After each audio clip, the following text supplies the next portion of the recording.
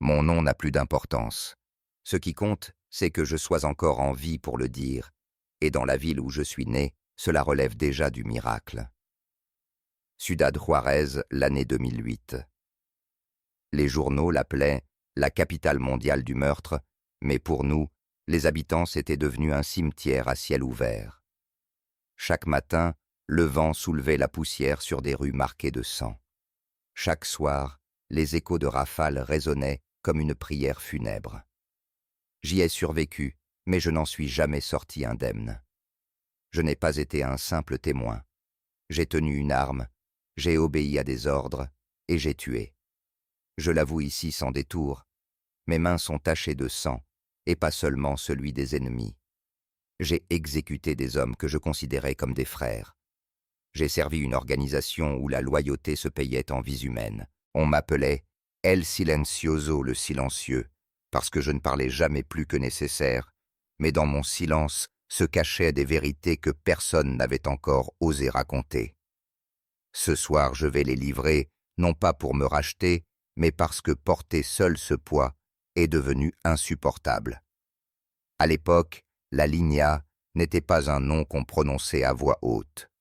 C'était l'ombre qui s'étendait sur Juárez, le bras armé du cartel de Vicente Carrillo Fuentes, surnommé El Viceroy. Dans les ruelles, son nom circulait comme une légende urbaine. Certains disaient qu'il contrôlait chaque rue, chaque passage, vers El Paso, d'autres qu'il n'était qu'un fantôme, un héritier condamné par la guerre contre Sinaloa. Mais moi je l'ai vu. J'ai entendu sa voix, j'ai senti son regard peser sur moi, et ses paroles ont scellé mon destin. Je n'avais que 23 ans lorsque la ville s'est effondrée. Mon fils avait 2 ans, ma femme était enceinte, et je n'avais plus d'emploi. Les maquiladoras, ces usines frontalières qui engloutissaient notre jeunesse, m'avaient rejeté comme un déchet. Alors j'ai bu, j'ai erré, et c'est dans ce gouffre que la main du cartel est venue me chercher. Elle m'a offert ce que je croyais être une planche de salut, mais qui s'est avéré être une corde au cou. Juárez en 2008 ne laissait aucun choix, ou bien tu crevais de faim, ou bien tu crevais armé. J'ai choisi l'arme. Mais ce choix a ouvert la porte à un enfer que je n'avais jamais imaginé. Les morts ne m'ont jamais quitté. Leurs visages se lèvent dans mes cauchemars, surtout quand il pleut, parce que la pluie à Juárez n'efface rien, elle lave les rues pour mieux révéler les fantômes. Aujourd'hui, en brisant ce silence, je veux vous montrer l'envers du décor, la mécanique implacable qui transformait des hommes ordinaires en assassins, la guerre invisible menée par des patrons que personne ne voyait jamais, et la vérité sur celui qu'on croyait intouchable, Vicente Carrillo Fuentes. Moi, un ancien soldat de la Línea, je vais raconter comment je suis devenu un rouage de cette machine de mort. Ce n'est pas une histoire de gloire. C'est une confession, et chaque mot que je prononce me rapproche d'une vérité que j'ai trop longtemps enfouie. Je suis né dans un quartier où les rues n'étaient pas pavées et où les rêves se terminaient souvent derrière les barreaux ou dans une tombe anonyme. Mon père travaillait dans une petite menuiserie, un métier usant payé au noir sans sécurité. Ma mère faisait des ménages pour les familles qui vivaient de l'autre côté de la frontière, dans des maisons où brillait ce que nous n'aurions jamais. Nous n'étions pas pauvres au point de mendier, mais nous vivions toujours sur le fil priant chaque mois que le loyer ne nous laisse pas à la rue. Enfant, je voyais déjà la fracture de notre ville d'un côté. El Paso, les centres commerciaux, les voitures neuves. De l'autre, Juárez, ses bars poussiéreux, ses terrains vagues remplis de carcasses et ses usines grises. Cette proximité rendait notre misère encore plus insupportable. Les riches étaient littéralement à quelques mètres de nous, séparés seulement par une ligne de grillage et de projecteurs. Le rêve américain brillait de l'autre côté, mais pour nous, il restait inaccessible. À l'adolescence, j'ai appris la dure loi de la rue. Pour survivre, il fallait courir plus vite que la misère. Certains volaient, d'autres vendaient de la drogue à l'école. Moi, je croyais encore à l'idée de travailler honnêtement. C'est pourquoi je suis entré dans une maquiladora à 17 ans. Là-bas, nous étions des centaines jeunes usés avant l'âge, travaillant 12 heures pour un salaire qui suffisait à peine à acheter du lait et des couches. Le bruit des machines résonne encore dans ma mémoire comme une bande-son de l'esclavage moderne. Quand j'ai rencontré Sandra, j'ai cru que j'avais enfin trouvé une raison de tenir. Elle était belle, ses yeux bruns avaient ce mélange de tendresse et de force qui me donnait l'impression de pouvoir supporter n'importe quelle fatigue. Nous nous sommes mariés, jeunes peut-être trop jeunes, mais dans une ville comme Juarez, attendre n'était pas une option. Bientôt Diego est né. C'était le plus beau jour de ma vie, mais aussi le début d'une angoisse constante. Comment allais-je protéger et nourrir ma famille? Au début, je pensais m'en sortir, mais la réalité m'a vite rattrapé. Les retards au travail me coûtaient cher une fois, parce que Diego avait eu une crise d'asthme une autre, parce que Sandra, enceinte, devait aller à l'hôpital. Mon patron, un homme sec et sans cœur, m'a finalement jeté dehors avec un simple « tu n'es pas fiable ». Voilà comment, à 23 ans, je me suis retrouvé sans emploi, avec un fils malade et une femme enceinte jusqu'aux yeux. Nous devions 3 mois de loyer. Le propriétaire venait frapper à la porte comme un bourreau menaçant de nous mettre dehors.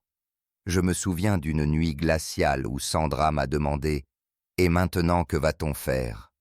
J'ai regardé Diego dormir les lèvres bleues après une crise d'asthme et je n'ai pas su quoi répondre.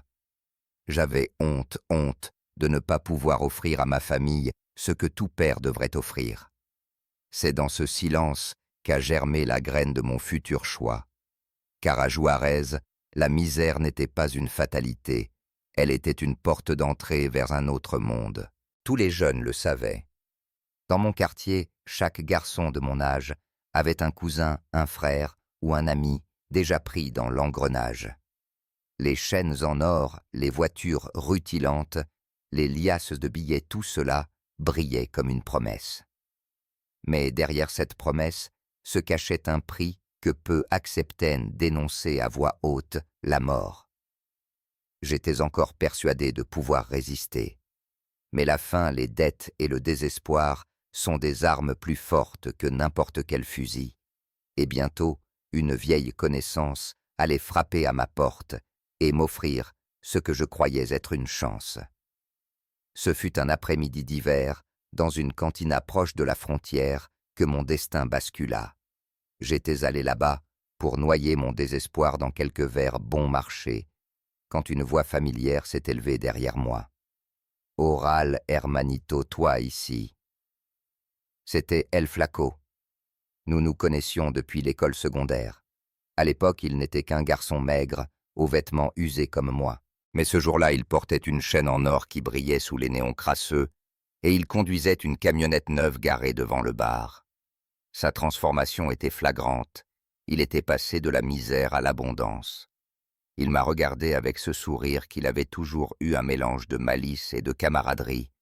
Mais dans ses yeux se lisait désormais autre chose, la certitude de celui qui avait trouvé sa place dans le monde. Tu veux gagner en une semaine ce que tu gagnais en 6 mois dans la maquila, m'a-t-il lancé, comme s'il parlait d'un jeu anodin. Je n'ai pas su quoi répondre.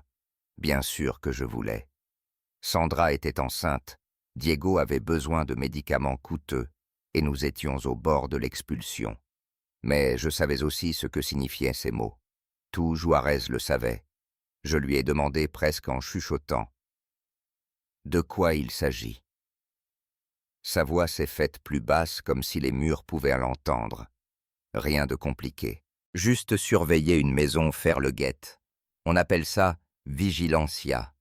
5000 pesos par semaine cash. J'ai avalé ma salive. C'était plus que je n'avais jamais gagné en un mois. Il a ajouté « Et si tu te montres fiable, tu pourras monter. Ici, il y a de la place pour ceux qui n'ont pas peur. » Dans ces mots résonnaient des promesses, mais aussi une menace invisible. Derrière lui se dessinait l'ombre d'un nom, Vicente Carrillo Fuentes Elvis Heroy. Jusqu'alors, ce n'était pour moi qu'une figure lointaine évoquée dans les journaux quand on parlait de cartel.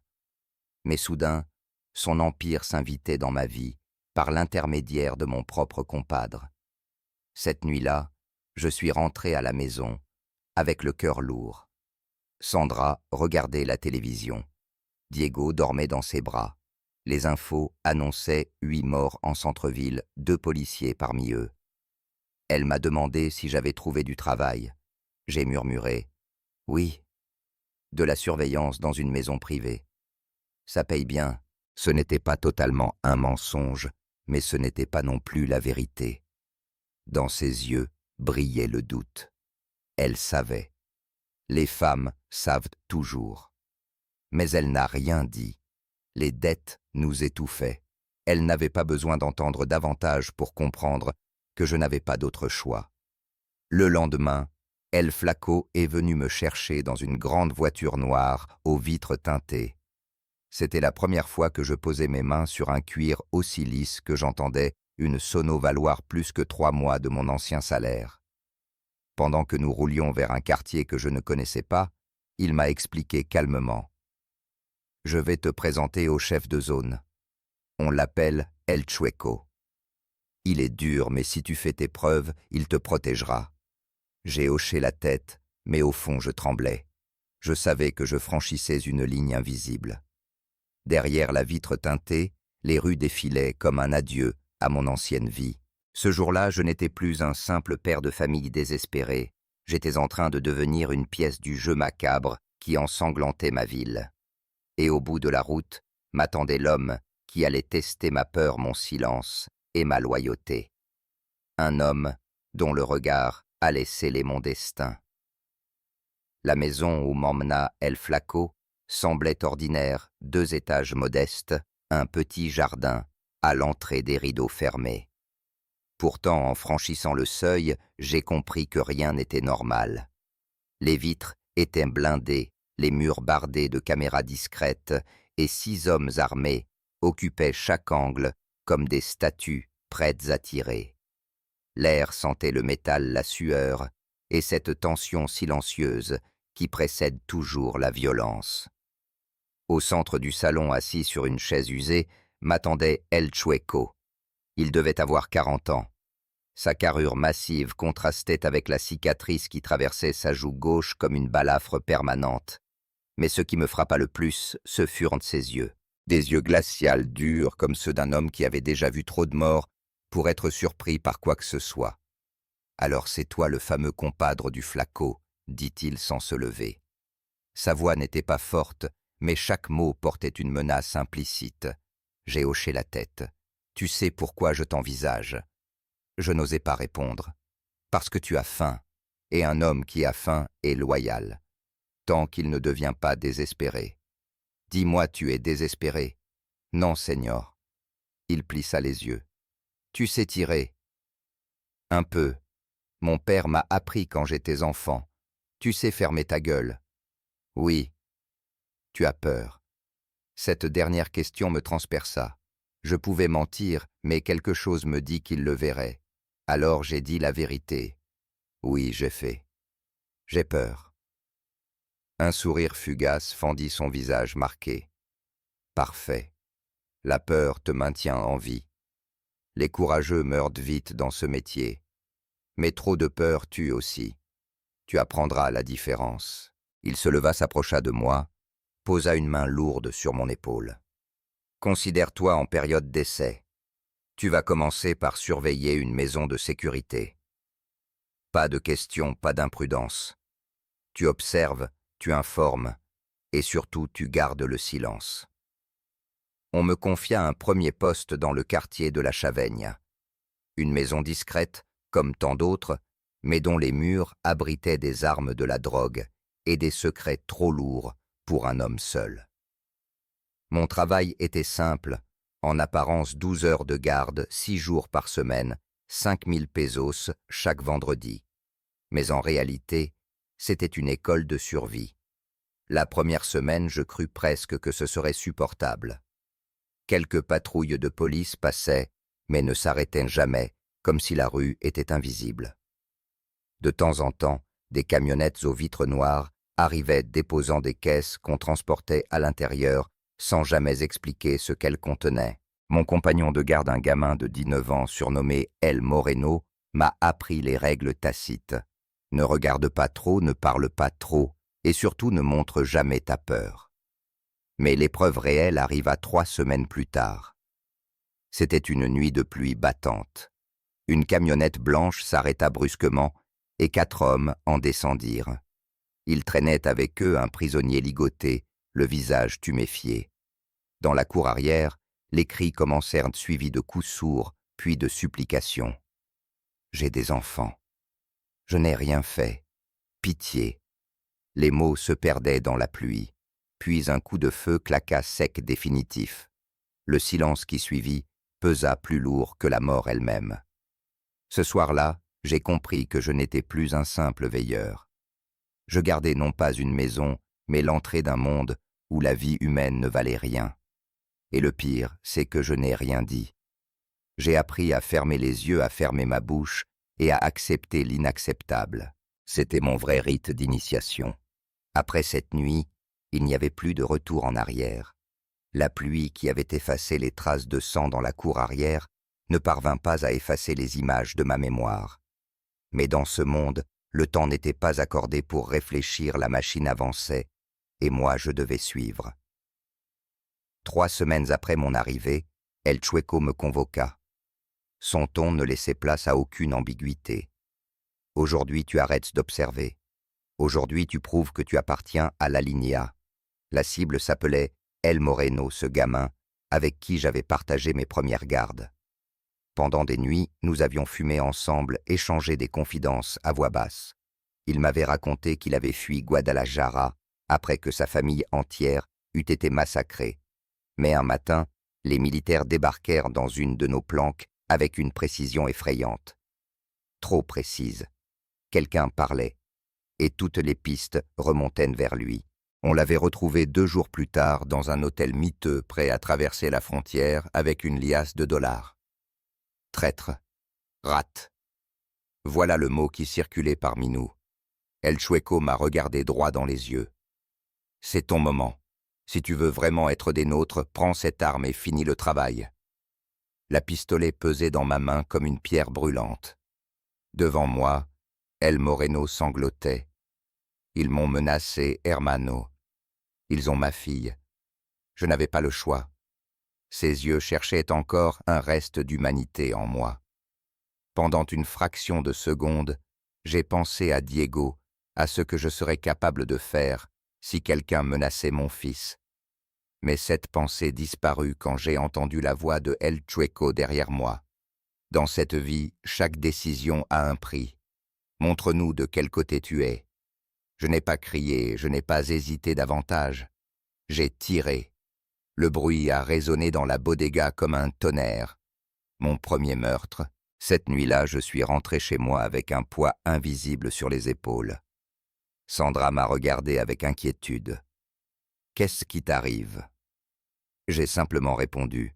« Un jour difficile au travail. » Comment aurais-je pu lui avouer que mes mains tremblaient encore du recul de l'arme, que mes oreilles résonnaient du dernier souffle d'un garçon qui avait partagé mes cigarettes. 2 semaines plus tard, El Chueco me présenta à un homme que je n'avais jusque-là vu qu'à travers les gros titres des journaux Vicente Carrillo Fuentes, El Viceroy. Contrairement à l'image monstrueuse que je m'étais construite, il paraissait presque banal, costume impeccable, cheveux gominés, une présence plus paternelle que tyrannique. Mais ses yeux, eux, trahissaient une intelligence froide, calculatrice. Il me demanda « Sais-tu pourquoi tu es ici ?»« Parce que j'ai fait mes preuves, Seigneur. » Il sourit légèrement. « Un sicario tue pour de l'argent. Un soldado tue pour une cause. Dis-moi pourquoi as-tu tué ?» J'ai senti ma gorge se nouer. La vérité sortit malgré moi, pour ma famille, pour les protéger, leur offrir une vie meilleure. Il hocha la tête. « Exactement. C'est ce qui fait de toi un soldat. » À partir de ce moment, mon rôle changea. Je ne surveillais plus. On me donnait des armes, des cibles, des instructions. Mon baptême du feu eut lieu dans le quartier de Partido Romero. Une cellule de Sinaloa, 5 hommes dirigés par un certain El Russo opérait en plein territoire de la Linéa. Vicente voulait un message clair. Il ne suffit pas de les éliminer, expliqua El Ochoa le commandant, qui allait devenir mon supérieur direct. Il faut que Juarez entier sache qui commande ici. Nous étions 12 répartis dans 3 camionnettes. Quand nous avons attaqué la maison, le chaos a éclaté des rafales de Kalachnikov, des cris des vitres brisées. 10 minutes d'enfer, mais qui m'ont semblé durer une éternité. À la fin, les 5 hommes gisaient au sol, et nous avions perdu un des nôtres. Le lendemain, les journaux publièrent la photo des corps, accompagnée d'un narcomensage. Voilà ce qui arrive à ceux qui défient notre plaza. Signé La Linea. C'est ce jour-là que je suis devenu officiellement El Silencioso, un surnom né de ma capacité à ne pas trembler, à ne pas parler plus que nécessaire, et à laisser mes actes parler pour moi. Mais dans le silence, je sentais déjà la fracture grandir. Une partie de moi savait que je ne serais plus jamais le même. Après Partido Romero, mon nom commença à circuler. Pas dans les journaux officiels, là on parlait seulement d'un sujet armé, non identifié, mais dans les ruelles, les bars et les chuchotements des sicarios. On m'appelait désormais El Silencioso. Ce surnom n'était pas une invention romantique, c'était une constatation. Je parlais peu, je ne laissais pas traîner de détails, et mes missions se terminaient toujours proprement. Dans un monde où la plupart cherchaient la gloire facile ou la terreur gratuite, mon silence faisait de moi quelqu'un de fiable. Et la fiabilité dans une guerre vaut plus que l'or. Sous la direction de El Ochoa, je montais en grade rapidement. Il me faisait confiance pour coordonner de petites équipes, surveiller des convois de cocaïne, sécuriser les routes vers El Paso. Mon salaire grimpa à 25 000 pesos par semaine, et avec lui vinrent les signes extérieurs du pouvoir, une camionnette blindée, un arsenal personnel des liasses de billets qui remplissaient de mes poches. À la maison, Sandra voyait les changements. Nous avions déménagé dans une résidence plus grande, avec un jardin, où Diego pouvait courir sans craindre les balles perdues. Ma fille Maria venait de naître, et elle dormait dans une chambre décorée avec des meubles flambant neufs. Extérieurement, nous ressemblions enfin à une famille de classe moyenne presque normale. Mais derrière chaque sourire de Sandra, je lisais l'ombre de ses doutes. Elle savait que tout cela avait un prix. Dans l'organisation, les missions devinrent plus sanglantes. El Ochoa me chargeait d'ajustements, éliminer des espions, reprendre le contrôle de points de vente passés aux mains de Sinaloa ou escorter des convois traversant la ville comme des fantômes. Je me souviens d'une nuit où nous avons intercepté un groupe de rivaux dans une maison abandonnée. Ils étaient 5 armés, mais pas préparés. Quand nous sommes entrés, le combat dura à peine quelques minutes. À la fin, leurs corps gisaient dans le silence, et mes bottes étaient couvertes de poussière et de sang. Je n'avais pas seulement tiré, j'avais dirigé l'opération. C'est ce jour-là que El Ochoa me prit à part. Tu n'es plus un simple soldat silencioso. Tu es mon bras droit maintenant. Les autres t'écoutent, et tu sais pourquoi. Parce que tu n'as pas besoin de crier pour imposer le respect. Ces mots étaient une couronne invisible. J'étais fier mais aussi effrayé. Car plus on monte, plus la chute est brutale. Vicente Carrillo Fuentes m'accorda même une audience privée. Il me reçut dans une villa de la colonia campestre, entourée de jardins impeccables et de gardes armés. « Je vois que tu progresses », dit-il en me servant lui-même un verre de whisky. « Tu comprends déjà ce que beaucoup mettent des années à saisir le pouvoir, n'est pas dans l'arme, mais dans la peur qu'elle inspire. Continue ainsi, et ton nom sera craint de tous. » Ces paroles me galvanisèrent. Mais elles m'enchaînèrent aussi, car dans ce milieu, une fois que ton nom est gravé dans la terreur, il n'y a plus de retour possible. Les journaux locaux commençaient à rapporter des massacres quotidiens, corps pendus aux ponts-têtes tranchés, avec des messages. Juarez était devenue la ville la plus violente du monde. Moi, je naviguais au cœur de cette tempête, et chaque mission réussie me hissait plus haut dans la hiérarchie. Mais chaque victoire m'arrachait aussi un morceau d'âme.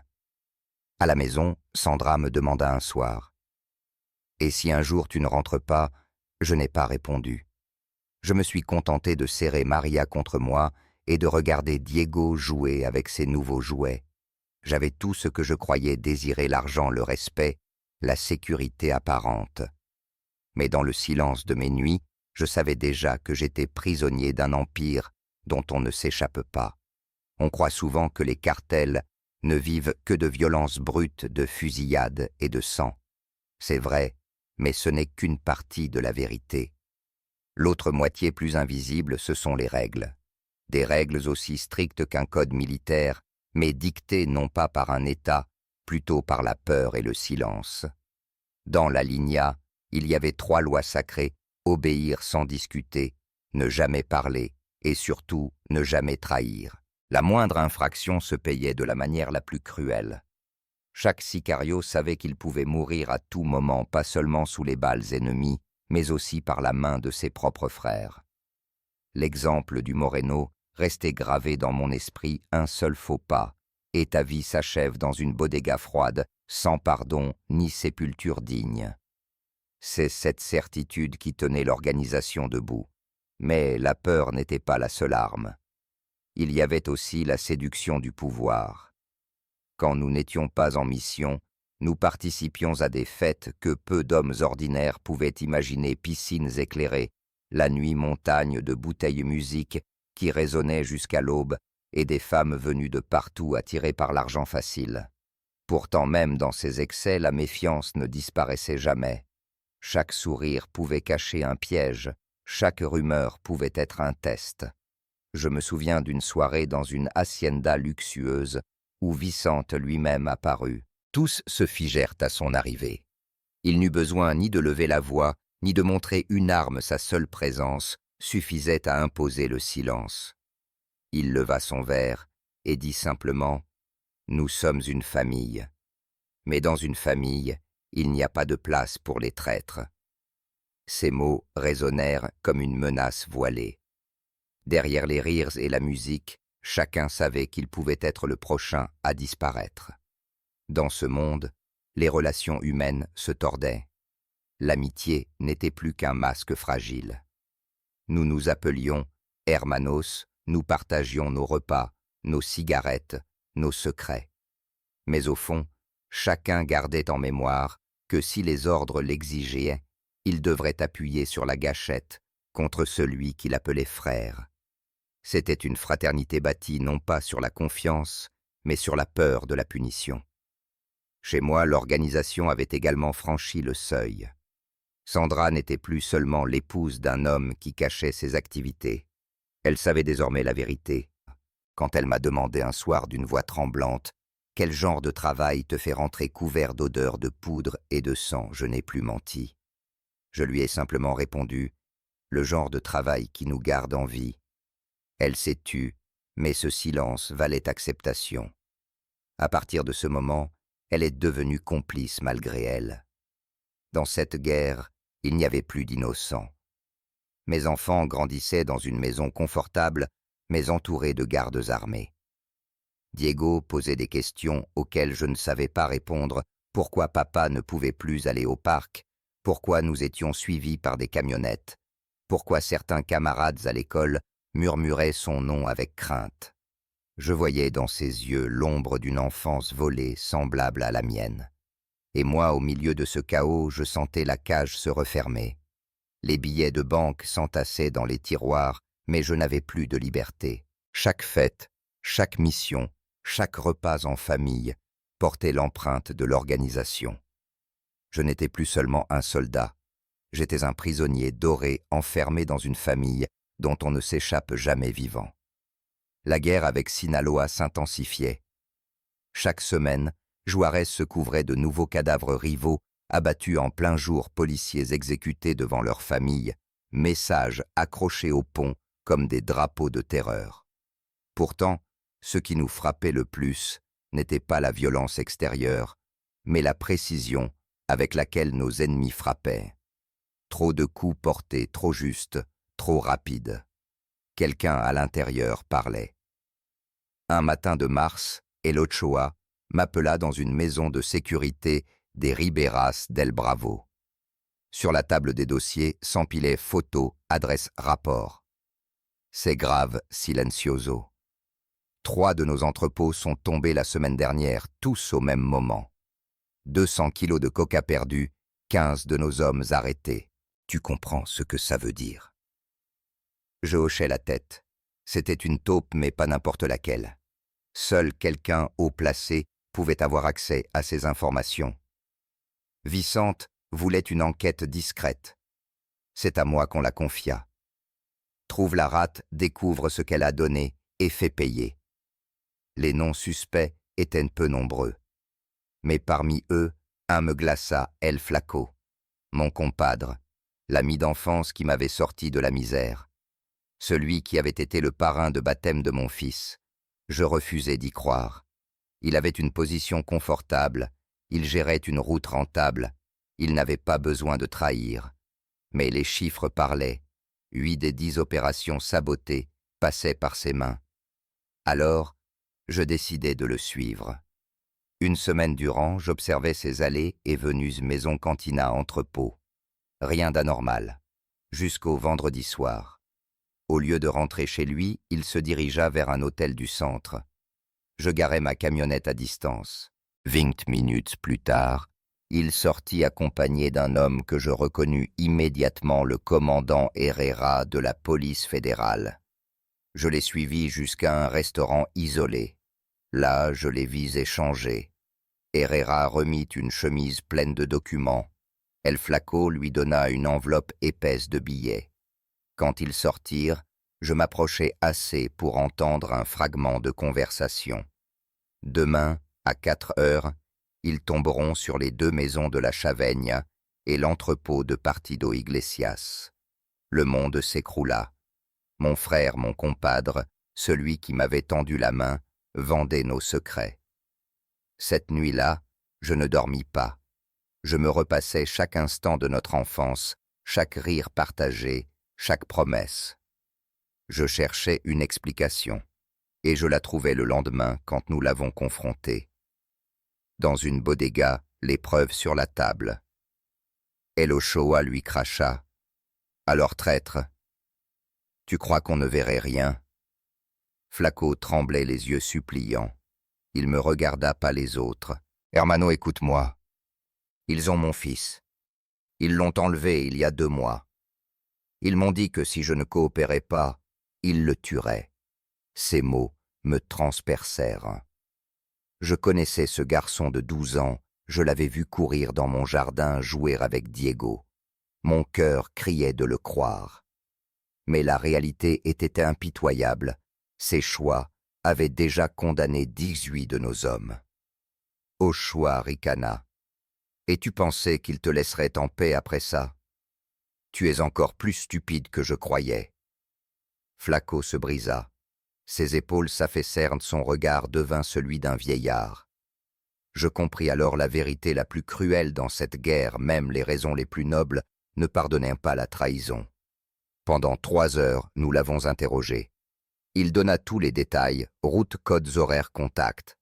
Puis Ochoa posa sa arme sur la table et dit « C'est toi qui l'as amené, silencioso. C'est à toi de finir. » Je levai le pistolet. Flaco me regarda une dernière fois, les larmes aux yeux. « Protège ta famille. Ne fais pas mes erreurs. » J'appuyai sur la détente. Mon compadre s'effondra, et avec lui s'éteignit le dernier vestige de mon innocence. Quelques jours plus tard, la nouvelle arriva. Le fils de Flaco avait été retrouvé mort dans un canal. Les fédéraux n'avaient jamais eu l'intention de le libérer. Ils avaient utilisé un père désespéré puis éliminé le témoin gênant. Cette injustice m'arracha une colère nouvelle. Pour la première fois, je décidai d'agir non pas pour le cartel, mais pour moi-même. Herrera et les siens allaient payer. La décision de venger le fils du Flaco n'était pas un ordre venu d'en haut. C'était ma propre résolution née d'une rage sourde que je n'avais jamais ressentie auparavant. Dans ce monde, on nous apprenait que les traîtres devaient mourir, que c'était la règle. Mais personne ne nous disait quoi faire quand les vrais criminels portaient des uniformes. Herrera et ses fédéraux avaient utilisé un enfant comme monnaie d'échange.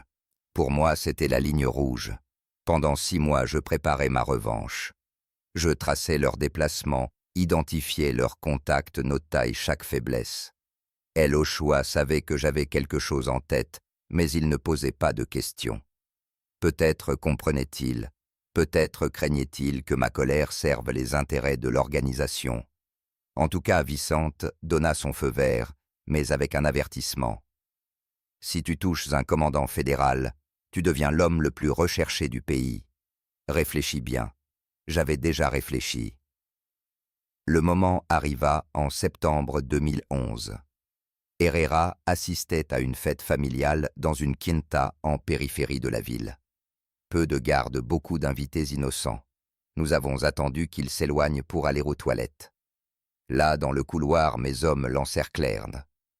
Quand il leva les yeux vers moi, je vis son visage se décomposer. « Combien tu veux » murmura-t-il. Je secouai la tête. « Ce n'est pas l'argent, c'est la justice. Nous l'avons emmené dans la même bodega où Flaco avait expiré. » Le cercle se refermait. Attaché à la chaise, Herrera essaya d'abord de nier, puis de supplier enfin de marchander. 3 heures plus tard, il avait tout avoué, les noms des autres fédéraux impliqués, leurs supérieurs, et même l'endroit où reposait le corps de l'enfant. Quand je tirai la dernière balle, je crus sentir un poids s'alléger en moi.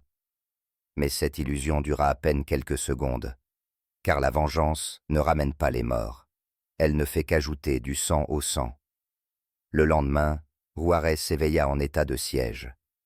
Des patrouilles fédérales bloquaient chaque carrefour des hélicoptères, rugissaient dans le ciel des descentes, éclataient dans tous les quartiers connus pour abriter nos planques. Mon nom, El Silencioso, circulait partout. Les journaux parlaient d'un fantôme insaisissable. Les autorités annonçaient une récompense de 5 millions de pesos pour ma capture vivant ou mort. J'étais devenu une légende noire, mais aussi une cible. À la maison, Sandra tremblait à chaque bruit de moteur. Diego, maintenant âgé de 6 ans, me posait des questions trop lourdes pour son âge. Pourquoi des hommes armés nous suivaient? Pourquoi je ne pouvais plus le conduire à l'école? Maria, encore petite, se réfugiait dans les bras de sa mère chaque fois que je rentrais couvert de poussière et d'odeur de poudre. Ma famille vivait dans une cage dorée, mais les barreaux se resserraient. C'est à ce moment-là que l'inévitable frappa à ma porte. Un soir, en rentrant à 2 heures du matin, je trouvai ma maison plongée dans un silence anormal. Dans la chambre, Sandra et les enfants étaient assis sur le lit pétrifiés. Dans le coin, un homme m'attendait, une AK-47 posée sur ses genoux. Je le reconnus aussitôt, El Macho, un lieutenant de confiance d'El Chapo Guzman. Son sourire était froid. « Tu arrives tard. Mon patron a une offre pour toi. » Il désigna ma famille. 10 millions de dollars. Citoyenneté américaine. Une maison où tu voudras. En échange, tu nous donnes les entrepôts de Vicente, ses contacts, ses codes. Si tu refuses... Il caressa le canon de son arme. Alors ta famille paiera. Je sentis le sol s'ouvrir sous mes pieds. Tout ce que j'avais construit, chaque choix que j'avais fait, m'avait conduit à ce moment choisir entre la loyauté et ma famille. Je demandais du temps pour réfléchir. Il me donna 24 heures et un numéro de téléphone. Puis, il disparut dans la nuit, me laissant seul avec mes démons. Ce fut la pire nuit de ma vie. Je revis chaque décision, le jour où j'avais accepté la première garde, le soir où j'avais tué Moreno, le moment où j'avais exécuté Flaco. Chacune de ces étapes m'avait mené là face à un dilemme impossible. Et pourtant, au fond de moi, je savais que le choix que je ferais déciderait non seulement de ma vie, mais de celle de ceux que j'aimais. Au lever du jour, je n'avais toujours pas fermé l'œil. Les paroles d'El Macho résonnaient encore. 10 millions de dollars, une nouvelle vie, la sécurité pour ma famille. Au prix de la trahison. J'ai regardé Sandra endormie, serrant Maria dans ses bras, et Diego qui dormait à moitié assis, le visage inquiet même en rêve. Je savais que si je cédais, je condamnais tous ceux qui avaient cru en moi. Mais si je refusais, c'est ma famille qui mourrait. Comment choisir entre 2 morts?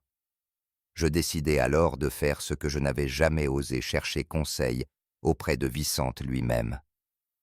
J'appelais au choix d'une cabine téléphonique et exigeais une rencontre. 1 heure plus tard, j'étais conduit dans une maison reculée, protégée par des hommes armés et surveillée par des snipers. Vicente m'attendait dans un salon sobre, une tasse de café à la main. Son regard ne montrait ni colère ni surprise. Il écouta sans m'interrompre tandis que je lui racontais tout. La visite d'El Macho, l'offre, la menace sur ma famille. Quand je terminais, un long silence s'installa. Puis il demanda calmement « Et toi, qu'est-ce que tu veux faire ?» Je répondis sans réfléchir. « Je ne veux pas trahir ni ma famille, ni vous. Mais je ne peux pas choisir lequel perdre. » Il se leva, alla vers la fenêtre, resta de longues secondes immobile. Quand il se retourna, son visage n'était plus celui du patron froid, mais celui d'un homme usé. « Tu crois que je n'ai jamais été à ta place? Tu crois que je n'ai jamais dû choisir entre mes enfants et mon empire ?» Sa voix trembla légèrement la première fois que je l'entendais ainsi. Dans ce métier, personne ne dort tranquille. La seule question, c'est de savoir quelle trahison tu peux supporter dans ton âme. Puis il me fit une offre que je n'aurais jamais imaginée. Tu es trop connu, trop recherché. Tôt ou tard, ils te tueront. Et ta famille avec toi. Alors je vais te donner quelque chose que je n'ai jamais donné à personne, la liberté. Pars. Disparais. Change d'identité. Mais promets-moi une chose, ne parle jamais de ce que tu sais. Je restai sans voix. Dans ce monde, personne ne quittait l'organisation vivant. La seule sortie était la mort ou la prison. Pourtant, Vicente m'ouvrait une porte. Pourquoi? Peut-être parce qu'il avait vu ma loyauté. Peut-être parce qu'il se reconnaissait en moi. Peut-être parce que malgré tout, il était encore père. 3 jours plus tard, El Macho fut retrouvé exécuté, un message planté dans sa poitrine. La Familia del Silencioso est sous notre protection. Quiconque les approche paiera. Vicente avait tenu parole. Cette même semaine, on me remit des papiers d'identité falsifiés, une camionnette avec des plaques neuves et 50 000 pesos en liquide. Sandra me demanda, en traversant la frontière de l'État. « Où allons-nous » J'ai répondu simplement, « Au nord le plus loin possible. » Nous roulions vers l'inconnu, mais pour la première fois depuis des années, ce n'était pas une mission, c'était une fuite vers la vie. Nous avons disparu. Plus de Juarez, plus de l'alinéa, plus de surnom. Juste une famille cherchant à redevenir normale, loin des ombres. Mais je sais que je ne serai jamais libre vraiment. Chaque fois qu'il pleut, chaque fois que j'entends un bruit de moteur la nuit, les fantômes reviennent. Moreno Flaco, le fils innocent sacrifié. Je les porte en moi comme une sentence. Voilà pourquoi je parle aujourd'hui. Pas pour me glorifier, il n'y a pas de gloire à tuer. Pas pour demander pardon, certains actes ne s'effacent jamais. Mais parce que le silence me ronge plus que les balles. Et si je devais laisser une seule vérité derrière moi, ce serait celle-ci: dans le monde des cartels. Les vrais chefs ne sont jamais ceux que l'on voit dans les journaux. Les noms que tout le monde craint ne sont que des visages. Les véritables patrons, eux, restent invisibles.